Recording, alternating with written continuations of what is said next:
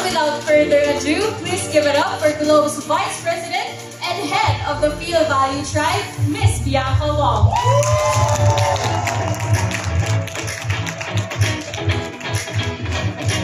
Hello, and good afternoon, everyone. Welcome to our G-Day 2025 media launch. No? So, I'd like to take a moment to thank all of our friends here from the media and all of our KOLs. Ang dami ata. Cheer naman kayo dyan.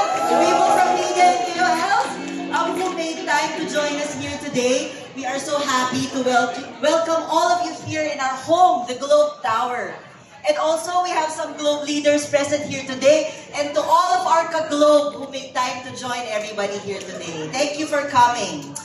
This week, we enter our most favorite season. And totoo to, favorite season namin in Globe. But even way before, Jose Marichan became a meme to mark the beginning of the Burr months.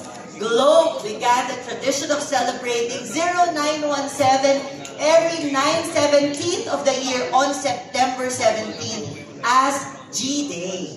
And what makes this year extra special, nasabi na ni Paula and Angel, why we are so excited to gather with all of you here today is because this will be our 10th year of 917 G-Day.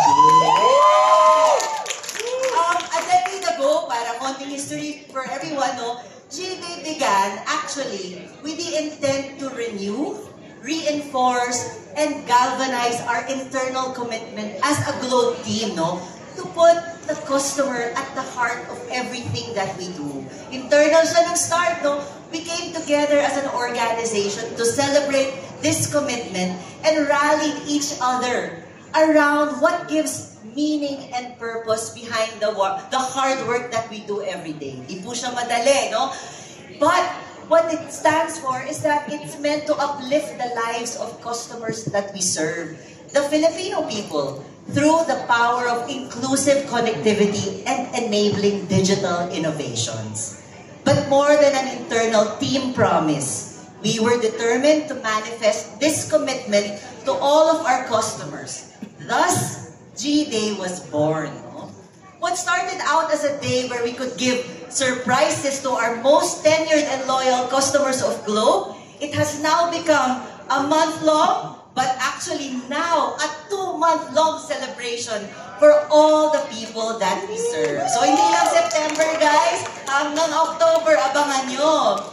It is our season for giving thanks because we have been so truly blessed, sa totoo lang talaga, with the trust that all our customers have given us all these years.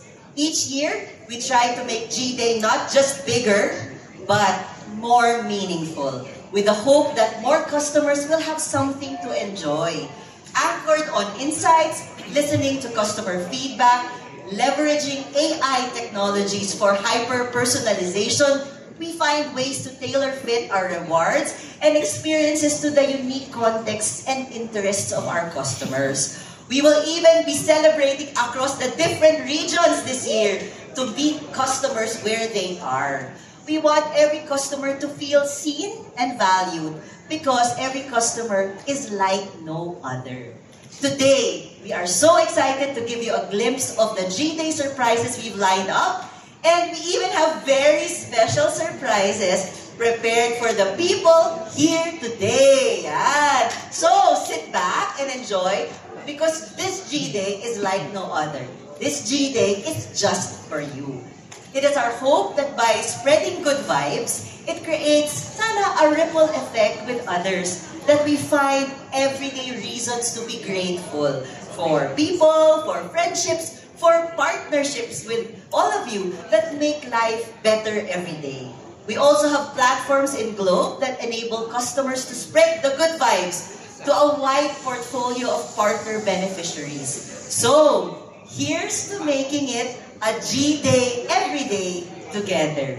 Thank you everyone and we hope you have fun this afternoon.